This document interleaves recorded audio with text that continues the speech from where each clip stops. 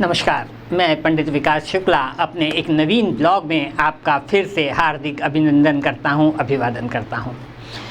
दोस्तों, विभिन्न ग्रह विविध भावों में बैठकर किस तरह के फलों का प्रतिपादन करते हैं, इस विषय पर हमारी वार्ता जारी है।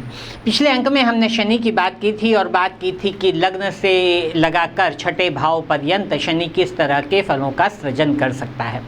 आज हम बात करेंगे सप्तम भाव से लगाकर शेष 6 भाव अर्थात व्यय भाव तक शनि किस तरह के फल देगा यदि आपकी कुंडली में बैठा हुआ है। तो सबसे पहले इस क्रम में बात करेंगे सप्तम भाव की।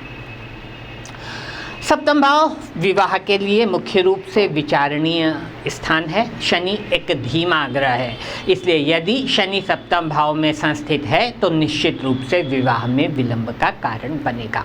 किंतु शनि सप्तम भाव में स्वयं को बहुत अधिक प्रश्नचित पाता है। शनि सप्तम भाव में दिग्बल से युक्त होता है। यदि शनि यहाँ पर संस्थित है तो विवाह में विलंब तो होगा, लेकिन विलंब के पश्चात जो जीवन साथी आपको प्राप्त होगा वो बहुत अधिक विचारवान, बहुत अधिक चिंतनशील प्राप्त होगा। सदा सर्वदा आपकी आवश्यकताओं का ध्यान रखेगा। यदि आपके बीच में कोई लड़ाई झगड़ा, कोई वैमनस्यता पनपती भी है तो वो कमरे के अंदर तक होगी, कमरे के बाहर नहीं जाएगी। एक दूसरे की भावनाओं का सम्मान करना सप्तम भावस्थ शनि वाले दाम्पत्य लोग जो है वो अच्छी तरह समझते हैं। शनि के बेसिक कैरेक्टर आपके जीवन साथी के हो सकते हैं। कद थोड़ा सा नाटा हो सकता है, चेहरा चौकोर हो सकता है और बाल जो है वो थोड़े कम होंगे और कम बोलने की आदत भी आपके जीवन साथी के अंदर होगी। कुल मिलाकर सप्तम भावस्थ शनि यदि वो किसी तरह मंगल या राहु से प्रभावित नहीं है तो वैवाहिक जीवन के लिए कोई बहुत अधिक नकारात्मक नहीं है। जो नकारात्मक फल प्राप्त होंगे वो सिर्फ इतना होगा कि विवाह कुछ किंचित विलंब से संपन्न होगा। अष्टम भाव, देखिए कुंडली का 8वां भाव जो है वो विनाश का सूचक है और शनि जो है वो एक ऐसा ग्रह है जो विपत्तियां लाकर आपको विरक्ति की ओर ले जाता है। तो विनाश सूचक स्थान पर शनि जैसे ग्रह के बैठने को कम से कम मैं तो किसी भी अवस्था में अच्छा नहीं मानूंगा। वैसे जो ग्रंथों में, प्राचीन ग्रंथों की बात नहीं कर रहा, लेकिन जो बाद में ग्रंथ लिखे गए ज्योतिष शास्त्र के ऊपर, उनमें अष्टम भाव में शनि को बहुत अच्छा बताया गया। आजकल के ज्योतिषी भी जो कि विभिन्न संचार माध्यमों के माध्यम से अपनी सेवाएं दे रहे हैं, वे भी कहते हैं कि अष्टम भाव का शनि अच्छा है और कारण वो सिर्फ इतना बताते हैं कि अष्टम भाव में शनि जो है वो दीर्घायु बनाता है।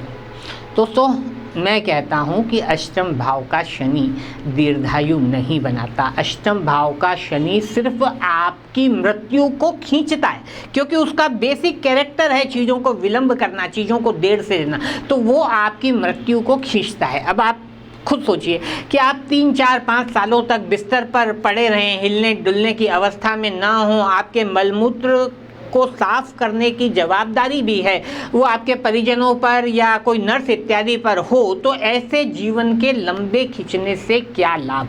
अष्टम भाव का शनि जो है वो स्वास्थ्य के लिए कोई बहुत अधिक अनुकूल नहीं है। रोग यहाँ पर मिलते रहेंगे और यदि बहुत शुभ प्रभाव में भी ये शनि है तो अधेड़ा अवस्था से ही कुछ ऐसे रोग देना आपको प्रारंभ कर देगा जो असाध्य होंगे, जिनका शीघ्र इलाज संभव नहीं होगा। तो अष्टम भाव के शनि को मैं नहीं समझता कि बहुत अधिक शुभ माना जाना चाहिए। हाँ, पैतृक संपदा विरासत का स्थान है तो विरासत में कोई पुराना मकान या कोई कृषि योग्य भूमि ये शनि आपको प्रदान करवा सकता है। अतीन्द्रिय ज्ञान का जहाँ तक सवाल है तो मुझे कोई बहुत अधिक अच्छे अनुभव इस शनि के नहीं आए जिन लोगों की कुंडली में भी अष्टम भाव में शनि था। हाँ, मृत्यु का पूर्वाभास ऐसे लोगों को हो जाता है और उसका साधारण सा कारण रहता है कि बीमारी ही बहुत लंबे समय तक चलती है, तो अंत समय का ज्ञान जो है, अब कोई अचानक दुर्घटना हो जाए तो हो सकता है व्यक्ति को अंत समय का ज्ञान ना हो, लेकिन जो लोग असाध्य रोगों से पीड़ित हैं और लंबे समय तक बिस्तर पर पड़े हुए हैं उनके लिए ये एक स्वाभाविक विषय है। बात करें नवम भाव के शनि की। नवम भाव में शनि व्यक्ति को लंबा चलने वाले शैक्षणिक उपाधियों की ओर आकर्षित करता है। PhD, MPhil, जो कि लंबी लंबी कई बार मैंने देखा है कि बहुत से लोग 5-5, 6-6, 7-7 सालों में PhD कंप्लीट करते हैं। ऐसे जो क्षेत्र हैं जिनमें शिक्षा बहुत लंबे समय तक चलती है, वो नवम भाव का शनि देता है। ऐसे लोग चिंतनशील होते हैं, मननशील होते हैं और विश्वविद्यालयों में या सार्वजनिक मंचों पर जो है वो ख्याति भी अपने इसी मननशील स्वभाव के कारण अर्जित करने में कामयाब होते हैं। धर्म के लिए ये शनि, कहते हैं कि नवम का शनि जो है वो वैराग्य देता है या व्यक्ति को सन्यासी बनाता है। अब आज के युग में वैसे सन्यास ग्रहण करना कोई नॉर्मल बात नहीं रह गई है, कोई हजारों लाखों में एकाध व्यक्ति ही सन्यास धारण करता है। लेकिन हाँ, नवम भाव में यदि संस्थित है शनि तो आपको सांसारिक विषय वस्तुओं से एक उम्र के बाद कुछ विरक्ति जैसा भाव जरूर प्रदान करवा सकता है। भाई बहनों के लिए ये शनि जो है वो कष्टदायक है, बहुत उचित फलों का सृजन नहीं करेगा। छठे भाव पर इसकी दृष्टि कुछ हद तक शत्रुहंता योगों का सृजन करती है। अब बात करें 10वें भाव के शनि की। दोस्तों, यदि कुंडली में 10वें भाव में शनि संस्थित है तो बहुत अधिक संभावना है कि आप वकालत के क्षेत्रों की ओर अग्रसर हों। मैंने कई वकीलों की कुंडली में, जजों की कुंडली में 10वें भाव में शनि को संस्थित देखा है। 10वें भाव का शनि जरूरी नहीं कि आपको LLB या LLM के माध्यम से ही वकालत के पेशे से जोड़े। जैसे चार्टर्ड अकाउंटेंट जो होता है वो भी एक तरह का वकील ही होता है, बस वो उसकी जो वकालत का कार्य क्षेत्र है वो भिन्न होता है। इसी तरह कंपनी सेक्रेटरी कंपनी लॉज के मामलों का जानकार होता है। तो किसी न किसी ऐसे माध्यम से जिसमें कानून की उपयोगिता हो, आपके जुड़े रहने की या आपके शिक्षा ग्रहण करने की संभावना 10वें भाव का शनि निर्मित करता है। आप तकनीकी क्षेत्रों के ज्ञाता हो सकते हैं, मैकेनिकल, इलेक्ट्रॉनिक्स, इलेक्ट्रिकल या आजकल जो है IT विभाग में इंजीनियर के पद पर, अभियंता के पद पर कार्य कर रहे हो सकते हैं। और यदि ये शनि बहुत अच्छा है तो आपको इंडस्ट्रियलिस्ट भी बना सकता है। कोयले के व्यापार में भी, तेल के व्यापार में भी ये शनि बहुत अधिक सफलता प्रदान कर सकता है।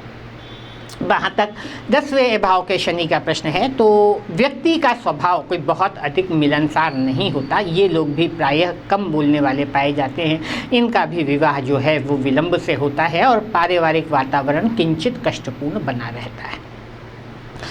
लाभ स्थान के शनि की बात करें, बार बार कहता हूँ, हर ग्रंथ में उद्धत है कि लाभे सर्वे प्रशस्त, अर्थात लाभ स्थान पर हर ग्रह जो है वो शुभ फल प्रदान करता है। अब शुभ फल यूँ प्रदान करता है, देखिए सीधी सी बात है कि शनि, मंगल, राहु, केतु जैसे पाप ग्रह हैं, इन्हें कुंडली में कहीं ना कहीं तो बैठना ही है। तो अच्छा क्या है? अच्छा ये है कि वो लाभ स्थान पर चले जाएं या छठे रोग स्थान पर चले जाएं या पराक्रम स्थान पर चले जाएं। ऐसा नहीं है कि इन स्थानों पर ये ग्रह बहुत अधिक शुभ हो जाते हैं, लेकिन फर्क ये है कि इन्हें चूंकि कहीं तो बैठना है तो किसी अच्छे स्थान को बिगाड़ें। इससे ज़्यादा अच्छा है कि ये छठे रोग स्थान को बिगाड़ दें, पराक्रम के स्थान को बिगाड़ दें या लाभ स्थान पर कुछ प्रदान कर दें। तो इसलिए 3, 6, 11 में जो है वो पाप ग्रहों को शुभ माना गया है। शनि आर्थिक रूप से लाभ स्थान पर बैठकर मैं फिर कहता हूं कि कोई पूर्वार्ध में शुरुआत से ही बहुत अधिक सफलता नहीं दिलाता। शनि का बेसिक स्वभाव है कि वो धीरे धीरे प्रदान करता है, अर्थात उत्तरार्ध में जाकर व्यक्ति की कमाई, व्यक्ति की इनकम अवश्य अच्छी हो सकती है। लेकिन जिन लोगों की कुंडली में एकादश भाव में शनि है, उन्हें प्रायः मैंने देखा कि अपने भाइयों का जीवन निर्वाह करना पड़ता है। विशेष रूप से बड़े भाई और उसके बड़े भाई के परिवार की जिम्मेदारी जो है वो एकादश स्थान में जिन लोगों के शनि है उन लोगों के उठानी पड़ सकती है। मित्र वर्ग कोई बहुत अच्छा नहीं होता और किसी न किसी मित्र से जीवन में कहीं ना कहीं कोई ऐसी चोट, कोई ऐसा धोखा खाना पड़ सकता है जिसकी जो टीस है वो जीवन पर्यंत तक सालती रहे। अलग स्थान पर शनि की दृष्टि स्वभाव को चिड़चिड़ा बना देती है। संतान के लिए भी ये शनि कोई बहुत अधिक शुभ नहीं है। और अब अंतिम व्यय भावस्थ शनि की बात। यदि आपकी कुंडली में 12वें भाव में शनि संस्थित है तो बहुत अच्छा होगा कि आप जितना जल्दी हो सके अपने नेटिव प्लेस को, पैतृक स्थान को त्याग दें। जितना अधिक दूर आप अपने घर से चले जाएंगे उतना ही अधिक आपके लिए ये शनि लाभदायक रहेगा। जिन लोगों की कुंडली में व्यय भाव में शनि संस्थित है वो अपने घर में, अपने पैतृक स्थान में ही रह रहे हैं, तो एक बात निश्चित मानिए कि जीवन में कभी ना कभी ये शनि आपको कारावास के चक्कर अवश्य खिलवा देगा। अस्पतालों के चक्कर ये शनि प्रायः आपको प्रदान करता रहेगा।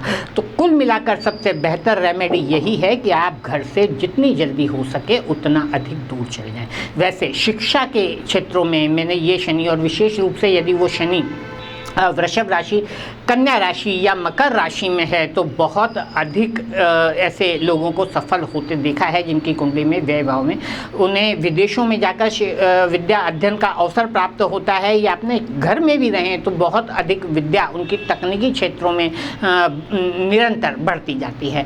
व्यय भाव के शनि की एक और बात जो मैंने नोटिस की वो ये कि व्यक्ति को भले ही ये शनि लंगड़ापन न दे, किंतु आप देखेंगे कि जिन लोगों की कुंडली में व्यय भाव में शनि संस्थित है उनके दोनों पैर में से किसी एक पैर की एड़ी का जूता यदि आप देखें तो वो ज़्यादा घिसा हुआ रहता है, अर्थात कुछ ना कुछ चाल में थोड़ी सी विकृति ये शनि अवश्य प्रदान करता है। राहु के विषय में बात करनी है, केतु के विषय में बात करनी है। अभी हमने सूर्य के विषय में भी बात नहीं की कि किस भाव में बैठकर क्या परिणाम दे सकता है सूर्य। इन विषयों को हम अपने आगामी ब्लॉग के लिए लंबित रखते हैं। तब तक के लिए नमस्कार।